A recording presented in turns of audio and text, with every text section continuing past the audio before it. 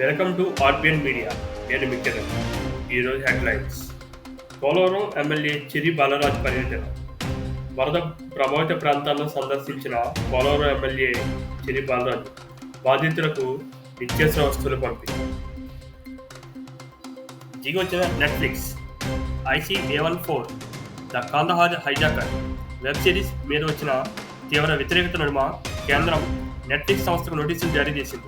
Web series 1999 నాటి ఘటన ఆధారంగా తీసుకొని దానిలో కొన్ని దృశ్యాలను అవాస్తవాలుగా చూపించడం, అలాగే చిత్రీకరించడం, ముఖ్యంగా హైజాక్ చేసిన తీవ్రవాదులకు బోలా శంకర్ పేర్లు పెట్టడం లాంటివి తీవ్ర దుమారం రేపింది.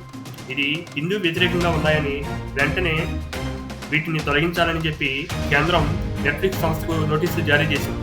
వెంటనే నెట్ఫ్లిక్స్ సంస్థ దిగొచ్చి ఎగ్జాక్ట్గా హైజాకర్ల పేర్లనే పెడతామని చెప్పడం జరిగింది.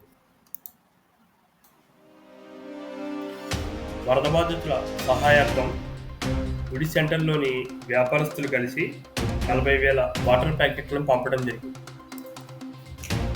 విజయవాడ వరద బాధితుల సహాయార్థం చంద్రబాబు నాయుడు గారు పిలుపు మేరకు ద్వారకా తిరుమల వైష్ణవి హోటల్ నందు టీడీపీ పార్టీ కుటుంబ సభ్యులు చిలికాని సోమబాబు గారి సౌజన్యంతో 4,000 ఆహార ప్యాకెట్స్.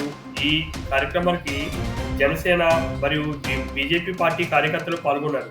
ఈ సందర్భంగా గోపాలపురం జనసేన ఇన్ఛార్జ్ సుమన్రాజు మాట్లాడుతూ, చంద్రబాబు నాయుడు గారు ఈ వయసులో కూడా మోకాళ్ళ పైకి వాటర్లో నడుస్తూ బోట్లో తిరుగుతూ నేనున్నాను మీకు అంటూ ధైర్యం చెప్పడమే కాకుండా ఆయన పలు కార్యక్రమాల్లో పాల్గొనడం ఎంతో హర్షణీయం, ఆయనకే సాధ్యం అన్నారు. అదేవిధంగా గోపాలపురం నుండి మరింత సహాయం అందజేసే విధంగా కార్యాచరణ చేస్తామన్నారు. వయసులో మన ముఖ్యమంత్రి వర్యులు చంద్రబాబు గారు మోకాళ్ళ లోతులో నైట్ టైమ్స్ కూడా తిరగడం మనం చూస్తాం.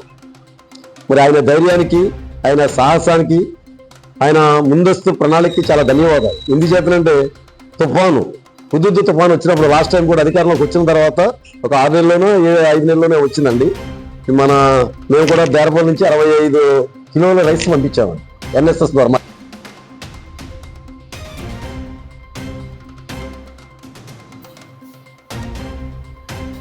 విజయవాడ వరద బాధితుల సహాయార్థం Hare Krishna Movement Charitable Foundation నుంచి భారీగా ఆహార పదార్థాలు